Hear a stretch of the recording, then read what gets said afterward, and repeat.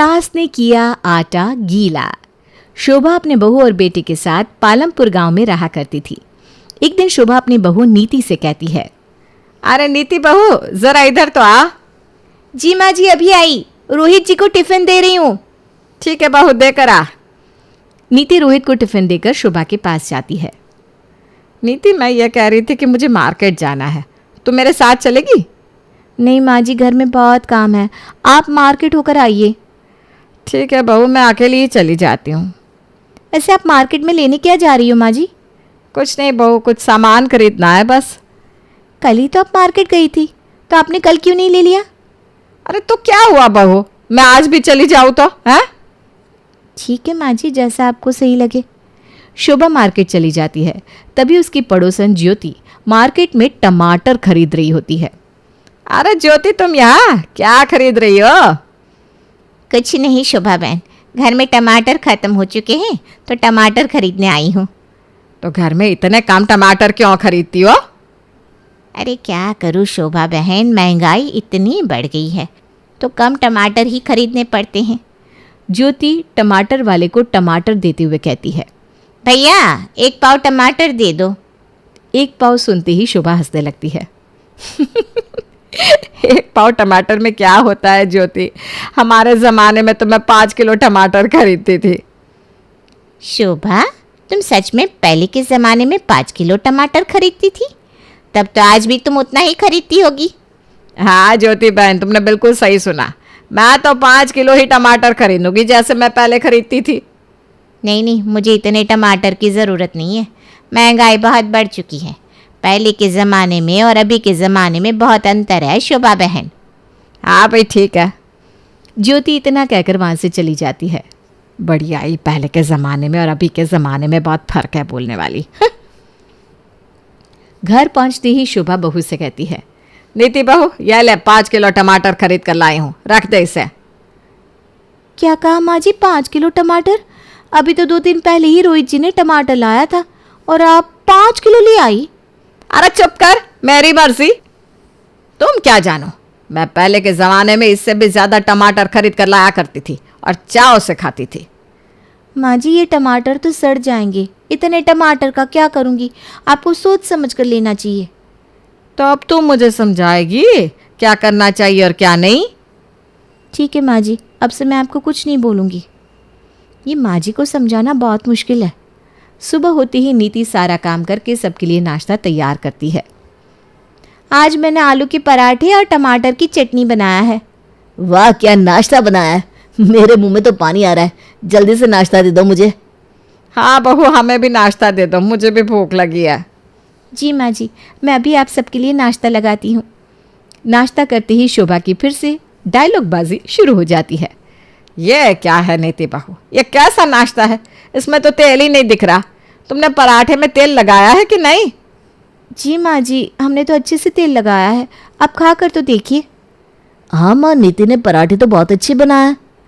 क्या बहू, ये भी कोई पराठा है? हमारे ज़माने में तो ये तेल से बने पराठे नहीं, घी में डुबोए पराठे बनाए जाते थे। अब जब भी बना तो घी से बना, ठीक है? ठीक है माँ जी, जैसी आपकी इच्छा, पर आज के ज़माने में महंगाई कुछ ज़्यादा है। नाश्ता करने के बाद रोहित ऑफिस चला जाता है। नीति और शोभा दोनों अपने काम कर रहे होते हैं। माँ जी, इधर आइए। क्या हुआ बहू, इतने जोर से क्यों चिल्ला रही है?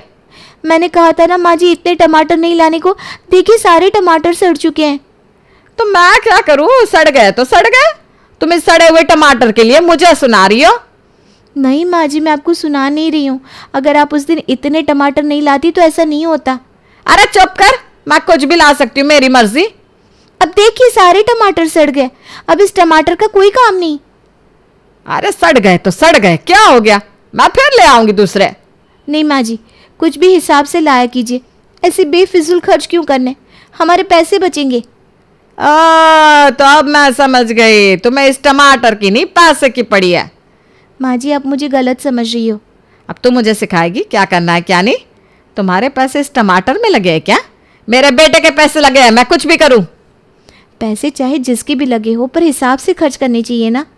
दोनों में बहस हो रही थी कि अचानक उसकी पड़ोसन कमला आ जाती है। अरे शोभा बहन, क्या हो रहा है? अरे कमला बहन आओ आओ, कैसे आना हुआ? सोचो थोड़ा आप सबसे मिल लो। अरे बताओ कमला बहन, घर पर सब कैसे हैं? इतने में ही नीति कमला के लिए चाय और नाश्ता लेकर आती है। ये क्या बहू, समोसे और सिर्फ चाय? ये भी कोई नाश्ता होता है क्या? हाँ शुभा बहन, तो नाश्ते में यही सब तो होता है। क्या कमला बहन, हमारे ज़माने में तो काजू किशमिश से बने खीर से वही होते थे। अभी मैं ऐसा ही नाश्ता बना देती हूँ। अरे शुभा बहन, ऐसी बात है तो खिला ही दो। हाँ हाँ, क्यों नहीं। शोभा नीति से काजू किशमिश से बने खीर और सेवई लाने को कहती है। जा बहू, काजू किशमिश वाली खीर और सेवई लेकर आ। ठीक है माँ जी, अभी लाती हूँ। ये माँ जी ना हमें कंगाल करके ही छोड़ेगी इतनी महंगाई के ज़माने में। नीति गुस्से में बड़बड़ाकर काजू किशमिश की बनी खीर सेवई बनाती है और कमला को खिलाती है। वाह बहू, तुमने तो काजू किशमिश वाली खीर बहुत अच्छी बनाई है। ला थोड़ी सी पैक कर दे, मैं घर भी ले जाऊंगी। शुभा बहन, मज़ा आ गया नाश्ते में। क्या करूँ कमला बहन, मुझे तो आदत है बरसों से इतने अच्छे अच्छे नाश्ते कराने की। शाम होते ही रोहित ऑफिस से आकर नीति से कहता है, अरे जल्दी से मेरे लिए काजू किशमिश वाला हलवा बना कर दो, मुझे आज मीठा खाना है। जी अभी लाती हूँ, आप हाथ मुंह धो लो, तब तक हलवा बन जाएगा। नीति हलवा बनाने किचन में जाती है और देखती है, ये क्या, काजू किशमिश तो है ही नहीं। इतने थोड़े से काजू किशमिश में क्या होगा? माँ जी, काजू किशमिश तो थोड़े से ही बचे हैं, अब उन्हें हलवा कैसे बना कर दूँ? अरे जो बचे हैं उतने में ही बना ले। नीति उतने में ही हलवा बनाकर तैयार कर देती है और जाकर रोहित को देती है। रोहित खाते ही कहता है, अरे नीति, ये क्या है, कैसा हलवा बनाया है? इसमें काजू किशमिश तो दिख ही नहीं रहे। रोहित जी मैं क्या करूँ, बस इतना ही काजू किशमिश बचा था। अरे पर कुछ दिन पहले तो काजू किशमिश लाया था मैं, तुमने इतनी जल्दी खत्म कर दिए? नहीं रोहित जी, आप मुझे गलत समझ रहे हैं। तुम्हें पता है हर चीज़ों की कीमत बढ़ चुकी है, अब तुम्हें सब कुछ हिसाब से करना चाहिए। इसमें मेरी कोई गलती नहीं है रोहित जी, मैं तो हर चीज़ हिसाब से ही करती हूँ। तो जब तुम सब कुछ अच्छे से करती हो तो फिर ये काजू किशमिश इतनी जल्दी खत्म कैसे हो गए? वो क्या है ना, आज ही सुबह पड़ोसन आई थी, माँ जी ने उनके लिए काजू किशमिश की खीर और सेवई बनाने को कहा था। इतने में ही शोभा वहाँ आती है और गुस्से से नीति को कहती है, अरे ये क्या, तुम मेरे बारे में मेरे बेटे से ही चुगली कर रही हो, मेरे बेटे को भड़का रही हो। नहीं नहीं माँ जी, मैं ऐसा बिल्कुल भी नहीं कर रही हूँ, वो तो इन्होंने ही पूछा तो मैं सिर्फ बता रही हूँ।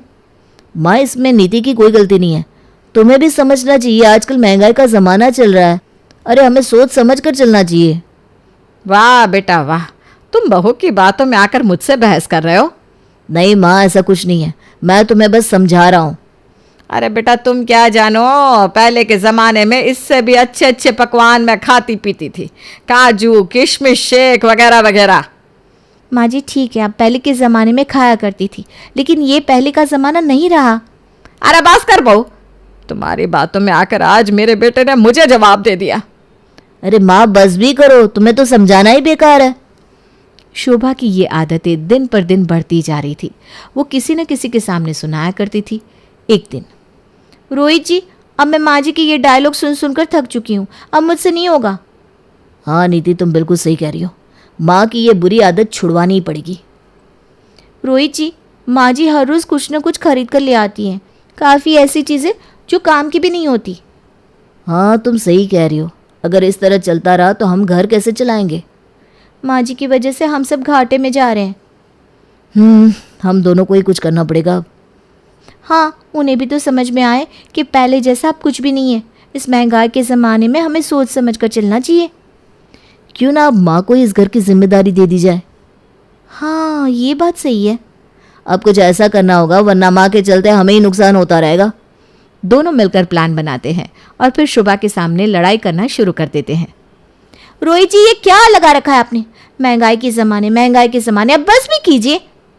अगर तुमसे नहीं हो रहा ना तो तुम घर की जिम्मेदारियां छोड़ दो, तुमसे कुछ नहीं होगा।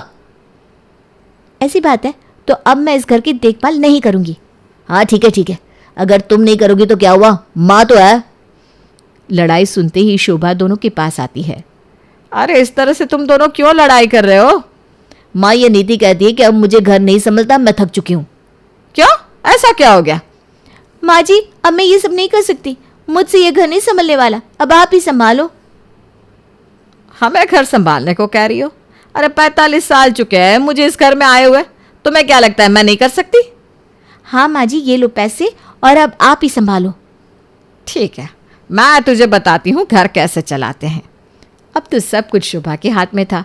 शोभा हर रोज आलतू फालतू चीज खरीद कर पैसे खर्च करने लगी, जिससे और भी पैसे घटने लगे।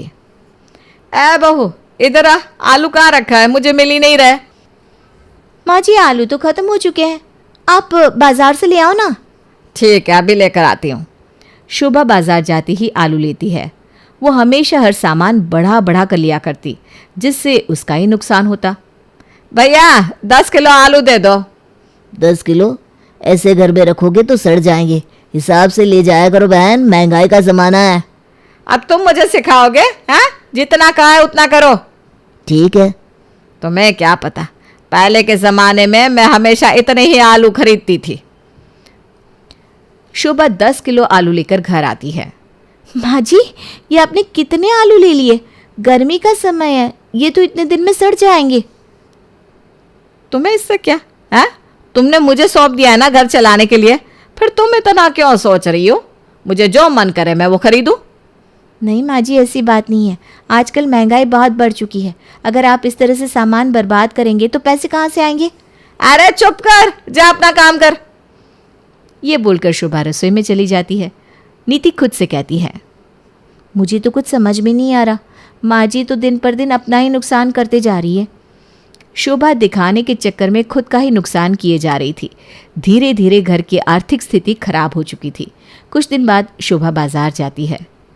अरे किरण, तू कहाँ जा रही है? अरे शोभा, तू यहाँ? मैं तो सोना खरीदने जा रही हूँ। क्या कहा, सोना? मैं तो हमेशा से ही सोना पसंद करती हूँ। तो चल ना मेरे साथ। अच्छा चल, मैं भी चलती हूँ, तुम्हारे साथ मैं भी सोना खरीद लूँगी। अच्छा चल चल, मुझे भी कंपनी मिल जाएगी। तुम्हें पता है किरण, पहले के ज़माने में मैं तो 40-50 तोले के सोने खरीदती थी। आज भी ना मैं इतना ही सोना खरीदती हूँ। अच्छी बात है बहन। शोभा के पास इतने पैसे नहीं थे, लेकिन फिर भी उसकी आदत ने उसे मजबूर कर दिया और दिखावे के आड़ में आकर उसने 50 तोले का सोना खरीद लिया। 50 तोले का सोना तो खरीद लिए, पर मेरे पास तो इतने पैसे ही नहीं है और मेरी सहेली भी मेरे साथ है। क्या करूँ क्या करूँ? शोभा, तुमने कुछ ज़्यादा ही सोना नहीं खरीद लिया? अरे क्या किरण बहन, ये तो बहुत कम है। पहले के ज़माने में तो मैं इससे भी ज़्यादा सोना लेती थी। अच्छा, मैं चलती हूँ, मुझे कुछ और भी काम है। ठीक है बहन, फिर मिलती हूँ। चलो, इससे पीछा छूटा, नहीं तो मेरी तो बेइज्जती हो जाती। शोभा सोना तो खरीद लेती है, पर उसके पास इतने पैसे थे कहाँ? अभी ना मेरे पास 20,000 ही है, ये लो कुछ एडवांस, फिर ना मैं आधे पैसे बाद में दे दूंगी। ठीक है बहन जी, पर आधे पैसे मुझे जल्दी ही चाहिए। उसने आधे पैसे देकर सोना ले लिया और नीति को दिखाने लगी। ये देखो नीति, मैं 50 तोले का सोना खरीद कर ले आई हूँ। 50 तोले का सोना? इतने पैसे कहाँ से आए माँ जी? अरे तुम्हें उससे क्या, मेरे बेटे ने मुझे सब कुछ सौंपा तो मैं कुछ भी करूँ, उससे तुम्हें क्या? माँ जी, घर में एक पैसा नहीं है और आपने इतना महंगा सोना खरीद लिया। ये बात जब रोहित को पता चलती है तो वो बहुत उदास हो जाता है। हे भगवान, हमने तो माँ को सबक सिखाने के लिए उन्हें घर की जिम्मेदारी सौंपी थी, उन्होंने तो धीरे धीरे करके सारे पैसे ही खत्म कर दिए। मुझे नहीं लगता कि माँ कभी सुधरेंगी। कुछ दिन बीत जाते हैं, तभी शोभा के घर पर सुनार दरवाजे पर दस्तक देते हैं। क्या आप शोभा जी को बुला देंगे? जी, आप कौन?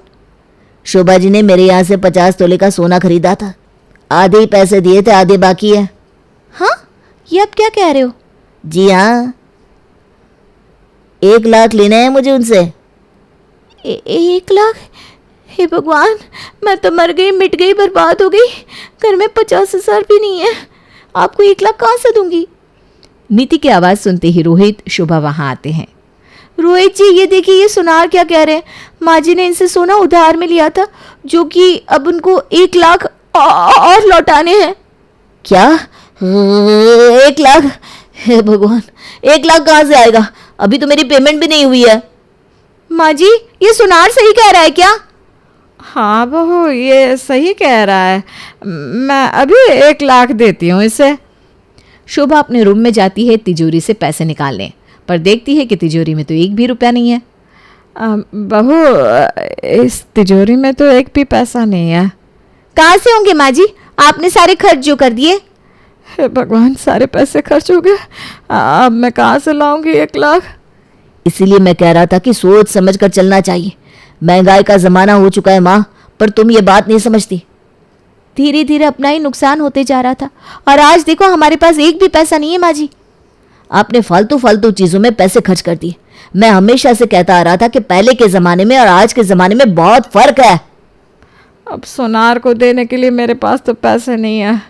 अब मुझे समझ में आ गया कि पहले का ज़माना और आज का ज़माना एक नहीं है। अब तो समझ जाइए माँ जी, प्लीज़, घर ऐसे नहीं चलता, सोच समझ कर चलाना चाहिए। मुझे माफ़ कर दो, अब मैं समझ गई हूँ। दूसरों के सामने अभी कभी मैं शो ऑफ नहीं करूँगी। मुझे सबक मिल गया है। बेचारी शोभा करती भी क्या।